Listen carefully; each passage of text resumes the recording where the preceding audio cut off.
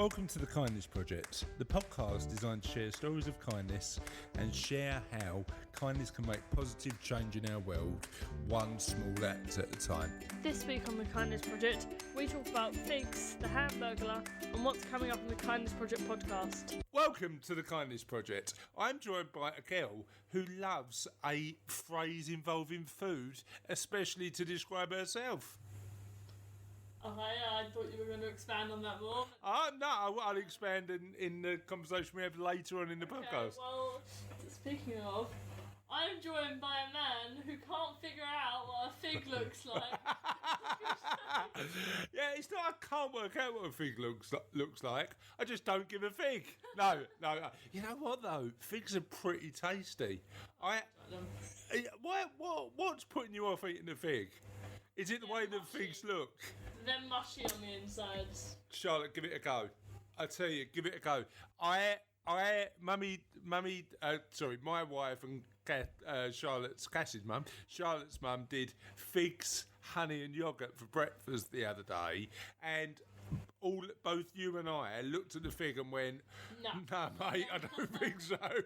But I, with some gentle encouragement from Cassie, my wife, you're going to try them or not? You're going to try them or not? That was gentle encouragement.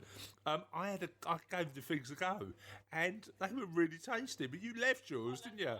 You literally left for school early so you wouldn't have to eat figs. Actually left late that day. But they don't look appetising, do they, figs? No. What other foods would you eat if they look more appetising? Mash and baked beans. Mash and baked beans are awesome, though. It tastes nice. It's just when you look at them, it looks like an orange pile of putty. You know what could be better looking as a food? Corned beef.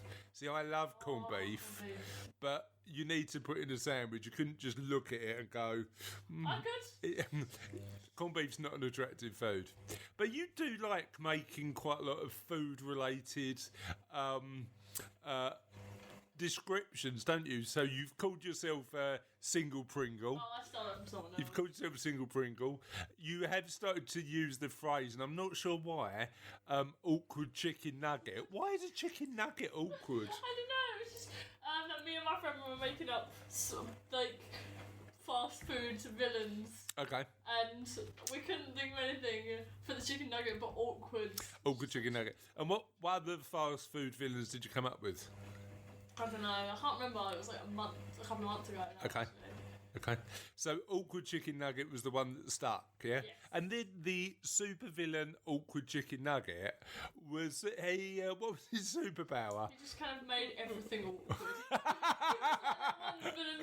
that one sidekick that everyone just looks at and go, right, we can't continue with this. It's too awkward to do. Right. So you're just standing there fidgeting now.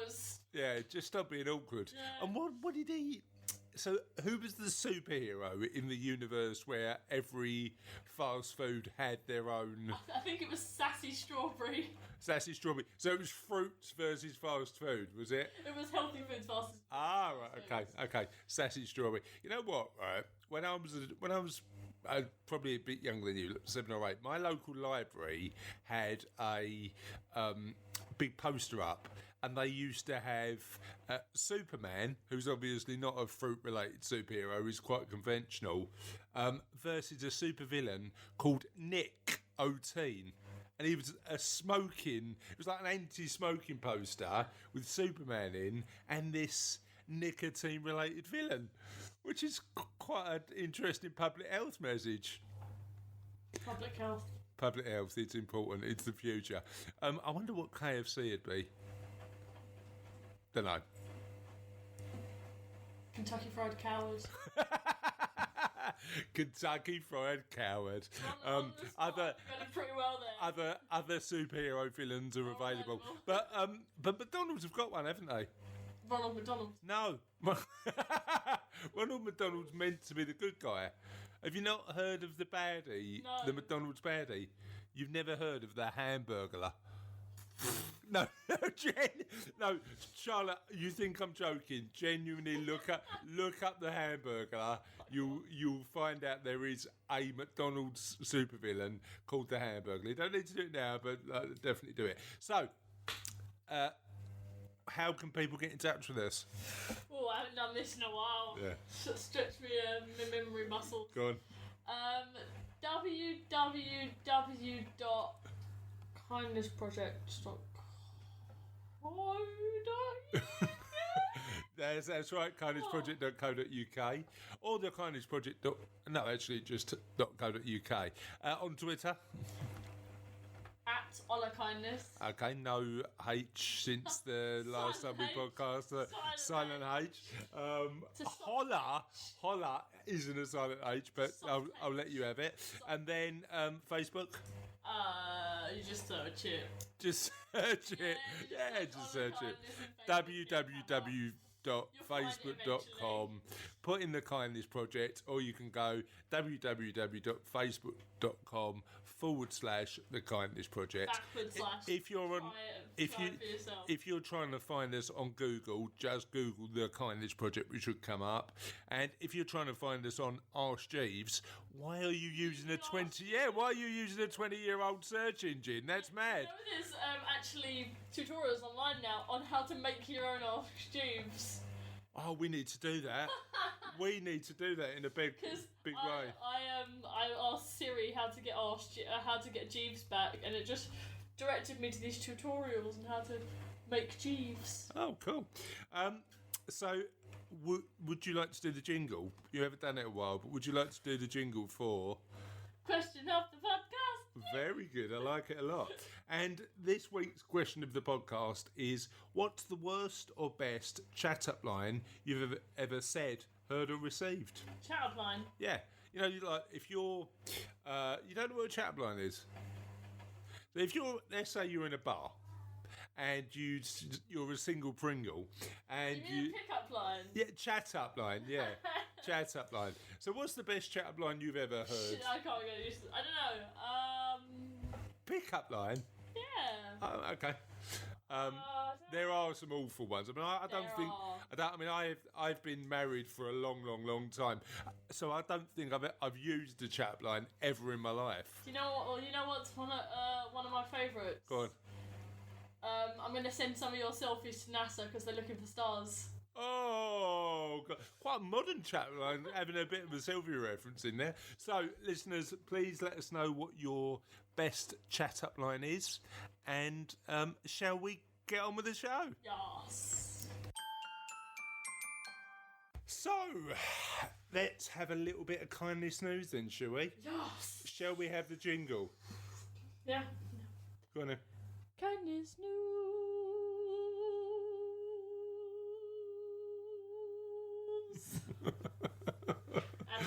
Oh, if somebody's listening to this out loud, all of the glasses in their cabinet's just smashed. Kindness news. What edition? Oh, student edition. Student edition. Okay. I don't know if we've already done a student edition. I think we might have done. But I find it really difficult to find related stories that I can just kind of. Well, we can do it if we have done a student edition before. We can say Student edition part 2. Student edition part 2. Yeah. So tell us some student kindness related news. 2 for you today. Okay. The first one is called Harando Middle School Students Start Kindness Initiative. At Harando Middle School, a group of students is trying to spread kindness to more than 1,000 students. Students at Harando Middle School start arriving at school around 6:45 a.m, which Blimey. it's too early. 6:45 in the morning they start school. That's when the kids start arriving there. Oh, right, okay. But a small group of kids gets there even earlier to make sure they're in place to greet everyone who comes through the door at 1, 2, 3 at the start of the day. A group of 8th and 7th graders has started the Kindness Initiative. They greet all their classmates with smiles, good mornings, and high fives. Love it. Now, I'm not being funny. What time do they get there? It's like they get there at 6:15 to make sure they're ready. It just says they get there earlier than everyone else. Just like. But they start at 6:45. That's I don't know if early when enough. School starts. I think that's Yeah, when the kids start arriving. So they make sure they're there before. Yeah. Yeah, gotcha. Go on, so tell me. The Kindness Initiative has become a part of a large group called the Community Awareness Club. It's a new club at the middle school, thought up by 2 teachers, where students are taught to use their passions for good. It's about spreading kindness, but it's also about what needs to be done in our community and in our school, said Orlando Middle School teacher Lindsay Jones. So whether it's looking out at 1, 2, 3, sorry, very tongue-tied today. So whether it's looking at our parks or our neighbourhoods. More than 40 kids were at the Community Awareness Club's first meetings. Kids have different reasons for joining, including just listening to Mum. Ever since first grade, she's told us to go make the world a better place, said 7th grader Cody Eaton. Once I heard about this club, I decided it was time. Love it, love it. So just to start the day, or start other people's day, with a bit of positivity, just by giving them a high five and a smile and welcoming them, is awesome, but also shows how simple those acts of kindness can be, right? It hasn't got to be these big elaborate things. Saying that, getting up and getting at school for 6 in the morning is quite a grand act. 8:05. I know. So what was the second act? Or second act of student kindness? Local student honoured by school board for acts of kindness. Okay. School supplies are necessary for students as they start the new school year, but they can be expensive, so one local elementary school student came up with a plan to help out as many of her classmates as she could. For Bucklake Elementary 5th grade Susanna Barentine, she had no idea what would happen when she decided to help her fellow classmates. A few weeks back, Susanna put on a car wash. After it was all over, she had helped wash around 30 cars and made $300. Love it. She then used the money to purchase school supplies. We got binders, paper, pencils, pencil boxes, she said. She took the shopping cart full of supplies and donated them to a local staff bus fundraiser. I think she inspires, and people who do things like that certainly inspire all of us to come up a little higher. Yeah. For Susanna's parents, they said they could not be more proud. She's got such a big heart and she tries to help, and it was all her. It's what she wanted to do. We were just there for support. Yeah. The surprise did not stay that way for long. On Tuesday evening, Susanna was honoured at the Leon County School Board meeting, even getting a chance to speak with Superintendent Rocky Hanna. They asked me what all of the charities... First of all, what a cool name, Rocky Hanna. I know. Do-do-do-do-do-do. They asked me what all the charities and stuff I did. It was good, she said. For Susanna, she said this will not be the end of her charitable acts. Good. Well done, Susanna, and well done for raising a little bit of money for the provision of school equipment. That's always good news. And I think kids are charitable when given the chance, right? You know, it can be a really good thing to do. So thank you for those stories of kindness, and we'll have some more kindness news next week. Yep. So, this week, I'm just going to tell you a little bit about what we've got coming up on future editions of Kindness News. Because we've got some amazing interviews between now and Christmas. Now, we're coming up. When we reach Christmas, we would have been doing this podcast for 1 whole year. But expect some kindness-related Christmas festive kindness news and some kindness Christmas related questions to the podcast, because I'm looking forward to doing them. But before that, we do need to tell you a little bit about what's coming up, because we've been working really hard on getting some amazing interviewees for the podcast. So next week we've got a couple who run a charity that educates about 300 kids in Africa, called Unamandi is the name of the charity. They do incredible work. They do amazing work. So look out for Mark and Ruth coming on to talk about that. Then we've got Chris Aycock, who's going to be talking about his charity, Kip Bag. And effectively what he does is you can sponsor an amount which will buy a sleeping bag for a homeless person, plus all they need. So toothbrush, toothpaste, soap. You know, in this bag is some stuff that they might really need. Then we've got Gary Hutton from a charity called Product of a Postcode. And I've asked Russell, our esteemed editor, to get the bleeping machine out for that one because Gary's a bit of an East End geezer and he did swear a bit. So we need to get Gary. Then we've got Lucy Patrick, who's going to be talking about Age UK, actually, and the work that they do. Then we've got Mike Dixon. Now, Mike is an incredible guy. He does loads of philanthropic. Thank you. I'm glad you can say it. Philanthropic work in the community and just loads of different stuff. Used to run a charity called Whiz Kids, and we talk about his story of turning that charity into from starting from nothing to turning over 10 million a year and putting kids in wheelchairs across the UK. So that'd be really interesting.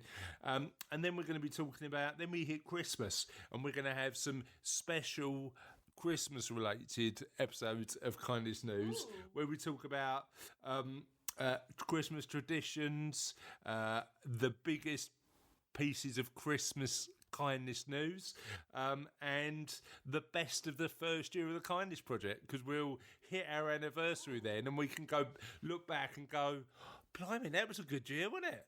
Yeah. I know.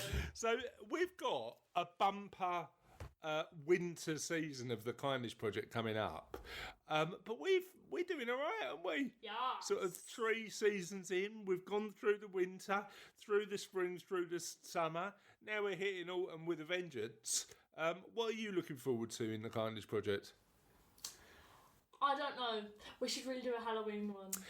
Yeah, we might do a Halloween edition of Kindness News. Yes. That might be good. Do you reckon there's loads of Halloween-related kindness stories? I'm not sure. No, people giving out more sweets than this close. There was one house I went to. They didn't do a trick. They just did a treat. I don't know. They just smiled at me and gave me a go. Maybe. But we have got some really good stuff coming up. However, for 2019, we've got some big plans. I've got a bunch of new people I want to interview for the Kindness Project. Yes. We've still got interviews that we've got a huge amount of interviews we haven't put out yet. But we want to hear from you, dear listeners, because we want to know who the kindest people you know are, and who should we talk to. Now, there's 2 rules. Number 1, they've got to be kind, but also they've got to have a really interesting story. And if they can be both kind and interesting, put us in touch with them, and we'll certainly interview them for the podcast. Anything else you wanted to add? Nothing. I feel like I've been doing a lot of talking on this section. Yeah, you know what's going on. I don't really have a clue. I just kind of sit here and talk for a little while. Okay, cool. Tis the end! Did it? Did you need to do the fake crying bit? Yeah. Like, tis the end. Yeah.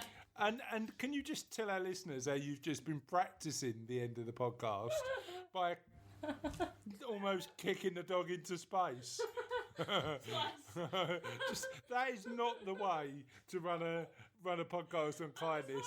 I was practicing for my vocal finish, and I almost kicked my dog into space. That is not the way you do it. I was doing high kicks and it almost got in the way. Yeah, I agree, Dex. Out of order.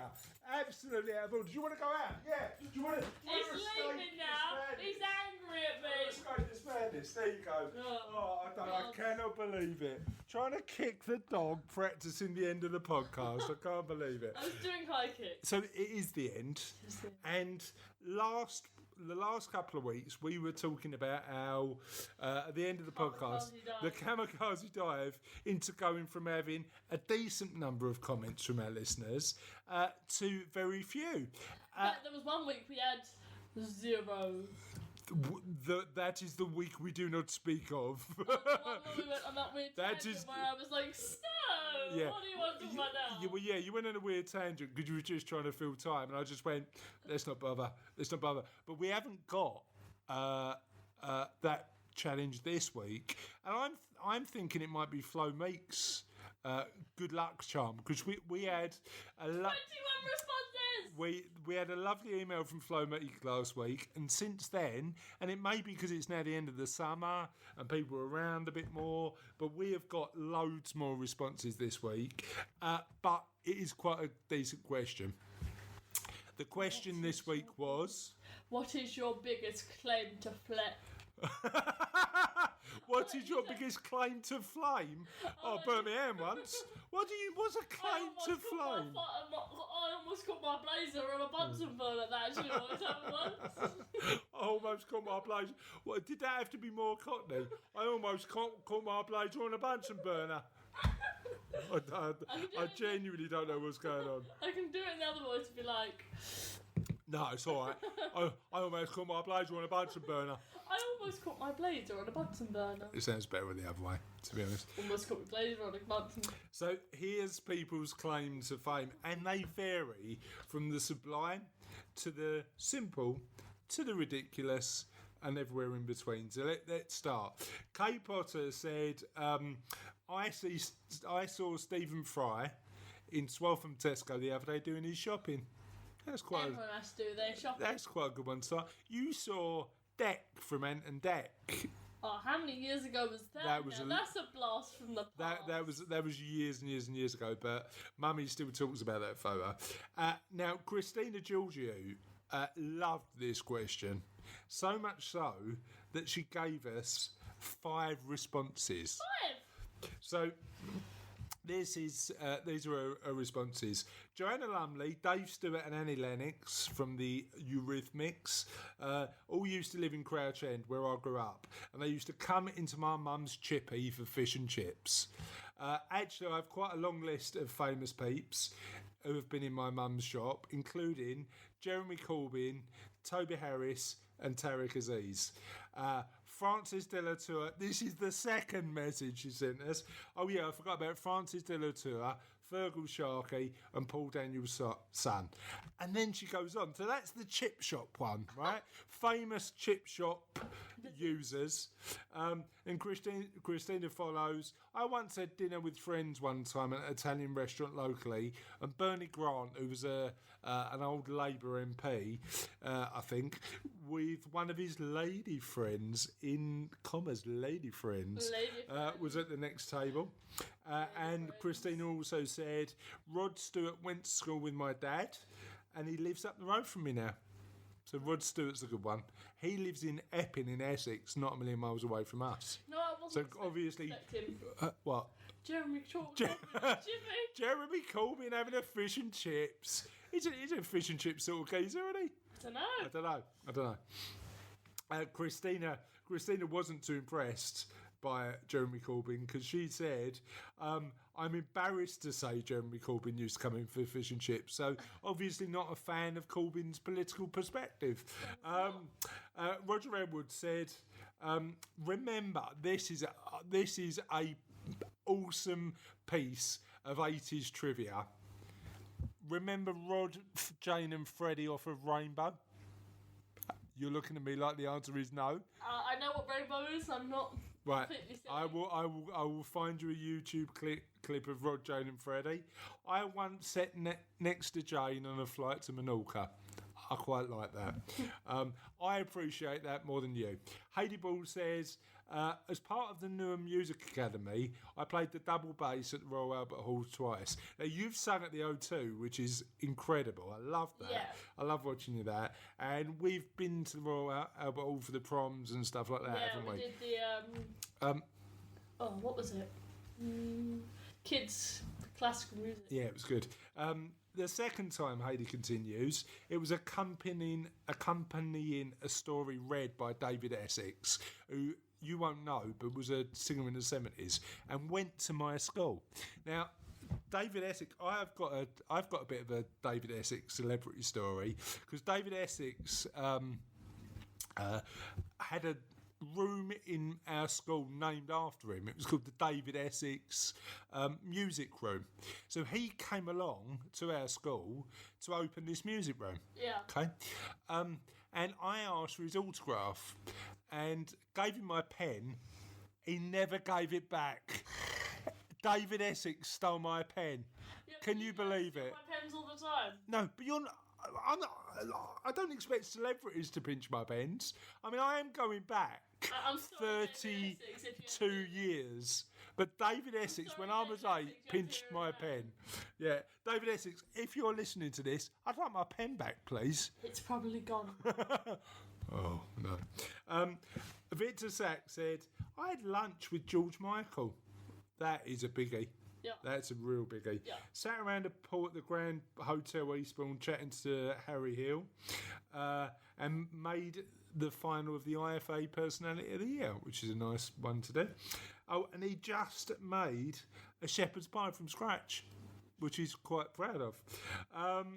Let's just claim I made a shepherd's pie. And that's not a shepherd's pie. That's a lasagna. So that shows my level of culinary skills. Christina Georgiou's back with another message. She thought 5 wasn't enough, so she's come back and said, "Oh yeah, Dexter Fletcher was in my tutor group at school. 5 years of him being a total pest." Dave Falsdike's shame. Dave Falsdike's got a good one. I made an album with the band Night Circus. Please buy it. And you wouldn't happen to have been part of the band Dads, because I saw a picture of that the other day, and that's absolutely hilarious. Yeah, no, I don't think Dave Falsdike's band is called Dads. It's called, as he said, Night Circus, and he's selling CDs.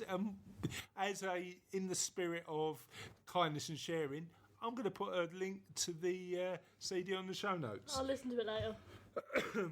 Paul Schaefer said, met many celebs over the years, had lunch with Josh Franceschi in Canning Town. I don't know who that is. Paul, you need to raise your celebrity game, but I don't know who Josh Franceschi is. But once had a handwritten thank you letter from Tony Blair. It's quite good. Paul's a local politician, so he's a Labour Party politician in East London. Tony Blair doesn't go around giving out handwritten thank you. From the desk of Tony Blair, hello, I am Tony Blair. This is a letter. Thank you for sorting out my bins.